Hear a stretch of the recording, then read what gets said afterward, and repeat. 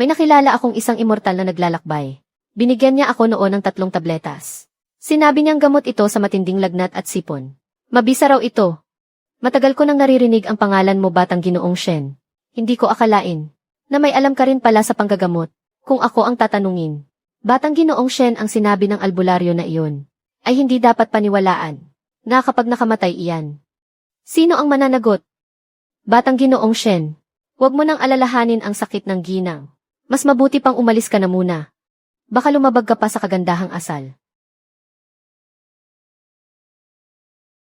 Batang Ginoong Shen, mas mabuti pa sigurong umalis na tayo. Mga Ginoo, tutal ayaw niyong maniwala sa gamot ko. Tatanungin ko kayo, ang matinding lagnat ba ni Ginang Wang ay may paraan kayo para mapagaling? Ito, wala na ba talaga kayong paraan para pagalingin ang sakit ng ginang? Huminahon po kayo, punong bayan. Napakalala ng sakit ng ginang. Natatakot kaming mahirap na itong gamutin. Nasa lagay ng ginang ngayon. Baka hindi na niya kayang uminom ng gamot. Mga walang silbi. Anong gamit nyo? Isang grupo ng mga huwad na manggagamot. Punong bayan Wang, hindi na pwedeng patagalin ang kondisyon ng ginang. Bakit hindi nyo ako pasubukin? Sige, Batang Ginoong Shen. Kung maililigtas mo siya, tatanawin itong utang na loob ng pamilya Wang. Pero kung may mangyaring masama, huwag mo akong sisihin kung maging malupit ako.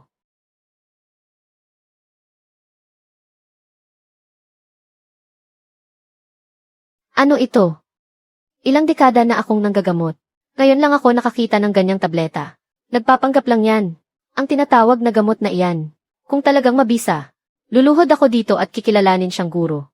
Batang Ginoong Shen. Batang Ginoong Shen. Ito, punong bayan Wang. Magtiwala ka sa akin. Sigurado ako.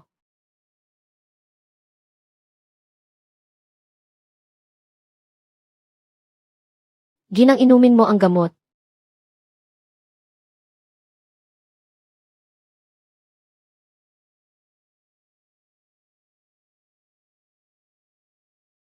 Ginang. Ginang. Ginang. Akala ko pa naman kung anong himalang gamot. Hindi humupa ang lagnat ni Ginang Wang. Bagkus ay nawalan pa ng malay. Senyales ito na lumalala ang sakit. Tama. Nahihirapan na nga kaming gamutin ang lagnat na ito. Paano pa kaya si Batang Ginoong Shen? Isang baguhan. Paano siya makakagamot? Batang Ginoong Shen, hindi ba sabi mo maililigtas mo ang ginang? Pero ano ito ngayon? Hulihin siya at kalag ka rin paalis. Mahal ko. Ginang.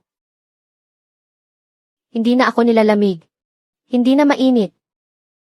Anong klaseng himalang gamot ito? Napakabisa ng epekto. Magaling. Talagang. Himalang gamot nga ang dala ni Batang Ginoong Shen. Isang butil lang gumaling agad ang mataas na lagnat. Totoong himalang gamot nga. Talagang humupa ang lagnat. Batang Ginoong Shen, maaari mo bang ipaliwanag ang paraan ng paggawa ng gamot ng immortal? Mas maganda kung pahihiramin mo ako ng isang butil para mapag-aralan. Naglalakbay ang immortal. Hindi ko na rin siya mahahanap. Napakadalang ng gamot na ito. Pagpasensyahan niyo na at hindi ko ito pwedeng ipahiram. Tagapayo Zhu, palabasin mo ang mga walang kwentang manggagamot na ito. Huwag niyong gambalain si Batang Ginoong Shen. Masusunod. Alis na. Batang Ginoong Shen, maraming salamat sa pagliligtas mo. Kung may nangyaring masama sa ginang, papanaw na rin ako. Punong bayan Wang, huwag kayong yumukod ng ganyan. Batang Ginoong Shen, ang tungkol sa pondo para sa kalamidad, ay labas ka naman na dito bilang dayuhan. Maya-maya, iutos ko kay Tagapayo Zhu na ihatid ka pa uwi. Ibibigay ko na sa inyo ang 2 tabletang ito. Kapag nilagnat ulit ng mataas ang ginang, ipainom niyo ito agad sa kanya. Batang Ginoong Shen, ganoon ang naging trato ko sa iyo kanina. Pero nakuha mo pa ring ibigay sa akin ang napakahalagang gamot na ito. Tunay na marangal. Punong bayan Wang, ginagawa mo lang ang tungkulin mo kanina. Ngayon naman ay tumutulong lang ako. Magkaibang bagay iyon. Salamat, mauuna na ako. Paalam. Tunay na mabuting tao. Karapat-dapat siyang maging kaibigan.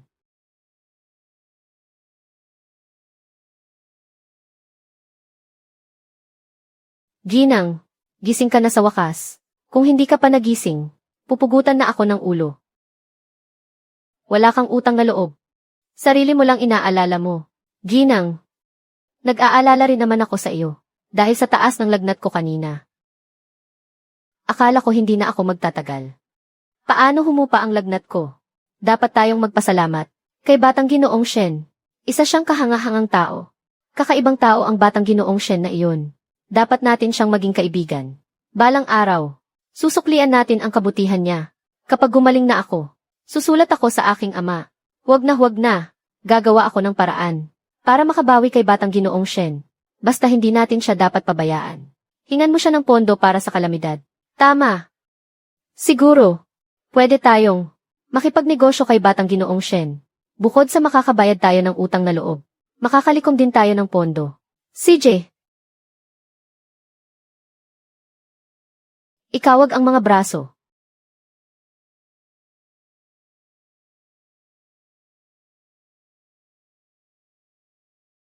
Ano ang iniisip mo, Kuya Hao?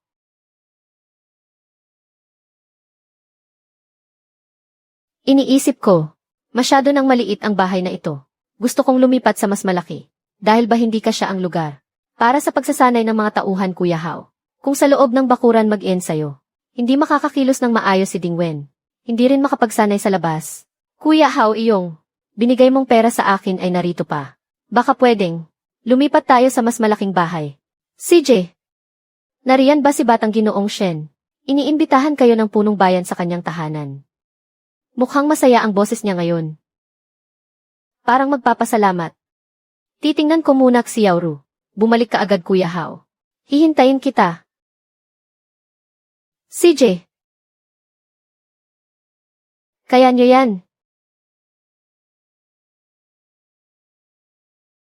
Punong Bayan Wang, bakit niyo po ako pinatawag? Nagkasakit ang ginang kahapon, at iniligtas mo ang buhay niya. Kung hindi ko ito susuklian, hindi ako patutulugin ng konsensya ko. Narinig kong namamasyal ka rito. Gusto ko sanang ibenta sa iyo ng mura ang bundok ng puting usa. Una, para may matuluyan ka. Pangalawa, para makalikom ng pondo sa kalamidad. Bundok ng puting usa. Nagkakahalaga iyon ng hindi bababa sa 10 milyong pilak. Wala talaga sa plano ko ang bumili ng bundok. Pero hanga ako sa pagsisikap. Ni Punong Bayan Wang para sa mga tao. Kung tatanungin, magkano niyo ibinibenta? Ang titulo ng bundok ng puting usa. Hindi mahal. 100,000. 100,000. Maupo ka. Sagana sa likas na yaman ang bundok na ito. Mababawi mo ang puhunan sa loob ng 3 taon. Kung hindi dahil sa utang na loob, hindi ko ibebenta ng mura ang bundok ng puting usa. Talagang magandang lugar ang bundok ng puting usa. Pero sa ngayon, hindi marami ang hawak kong salapi. Pwede bang palitan ko na lang ng bigas ang iba? Ipampapalit ang bigas sa bundok. Mas maganda yan. Batang Ginoong Shen, kailan maihahatid ang bigas? Mayroon pang mga imbakan ng bigas ang pamilya ko. Sa kabilang bayan, aabutin ng 5 o 6 na araw bago maihatid. Batang Ginoong Shen, hindi na ako magtatanong pa. Aasahan ko ang magandang balita. CJ. Binili ko kay Punong Bayan Wang ang bundok ng puting usa sa halagang 100,000 pilak. Pero sa mga susunod na araw, baka bumalik muna ako sa mundo ng mga immortal. Maghanda ka. Kung ganoon, Kuya Hao, bumalik ka agad. Hihintayin ka ni Xiaoru.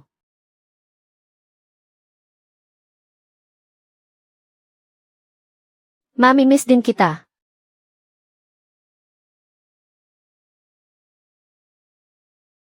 Hintayin mo ako.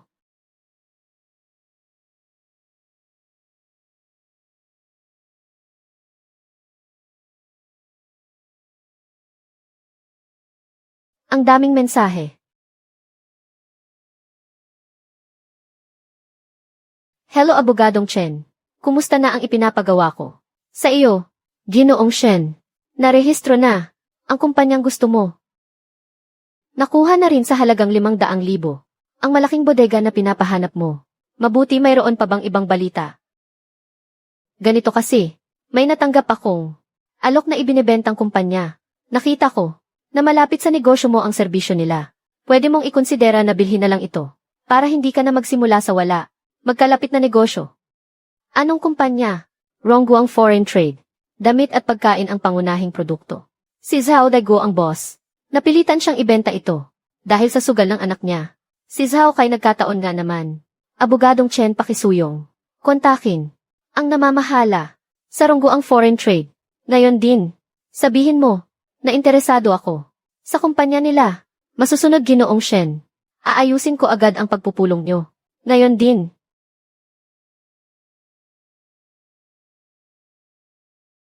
Grabe. Nasa hindi bababa sa 80 milyon. Ang orihinal na presyo ng Rongguang Foreign Trade. Pero ngayon, makukuha ko ito sa halagang 2 hanggang 30 milyon. Napakalaking kita na 60 milyon. Pasok. Boss Zhao. Ito si Boss Shen. Ikaw si Shen Hao. Kaklase ka ni Xiao Kai. Ang tagal na nating hindi nagkita, Tito Zhao. Sinaktan ka pa noon ni Xiao Kai. Pero tingnan mo ngayon, matagumpay at sikat ka na. Ibenta niyo na muna ang kumpanya, Boss Zhao. Magbayad kayo ng utang. Kung hindi ay mas marami pa ang magdedemanda sa inyo. Shen Hao, talaga bang bibilhin mo ang Rongguang? Plano kong magbukas ng bagong foreign trade company. Pero hindi ako pamilyar sa negosyo. Kaya, nais kong kunin pati ang supply chain nyo. Magkano ang offer mo? 25 milyon. Kasama na ang mga ari-arian, mga empleyado at buong supply chain. Ililipat lahat sa Haoru Foreign Trade Company. Xiao Hao, mukhang pinag-aralan mo na, bago ka pumunta rito. Ibebenta ko na. Kung ganoon, Ginoong Shen. Boss Zhao, mag-usap muna kayo. Lalabas muna ako, para ayusin ang mga dokumento. CJ. Xiao Hao. Kung kasing mature at matatag, lang sana ni Xiao Kai. Pero isa siyang basura. Na walang patutunguhan. Ibenta niyo na ang kumpanya, Tito Zhao. At magsimula ulit, huwag niyo nang pasugalin si Zhao Kai.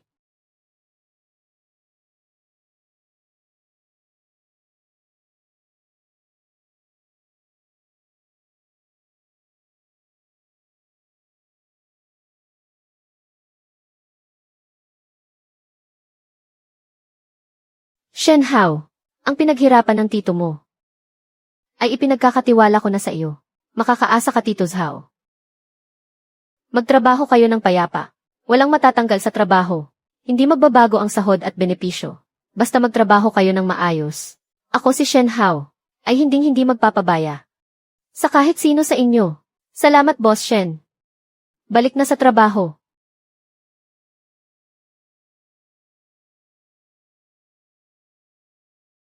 Haozi, may oras ka ba ngayon?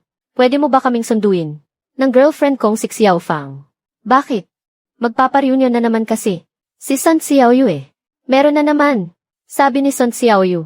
Nakaluwag-luwag na raw si Zhao Kai. At manlilibre ng kain. Nakaluwag-luwag na. Dali na, punta ka na. Hihintayin kita. Sige, send mo ang address. Papunta na ako. Tito Zhao, sabi ng kaklase ko. Nakakuha raw ng pera si Zhao Kai at manlilibre. Pupuntahan ko muna. Shen Hao. Saan kumuha ng pera si Zhao Kai? Hindi kaya galing sa pinagbentahan ng kumpanya? Mabuti pa. Pumunta kayo doon. Para kumpirmahin ang sitwasyon. Ay, send ko sa iyo ang address ng restaurant. Pagdating mo doon, pwede mo siyang tanungin ng personal. Ito. Walang hiyang anak ito.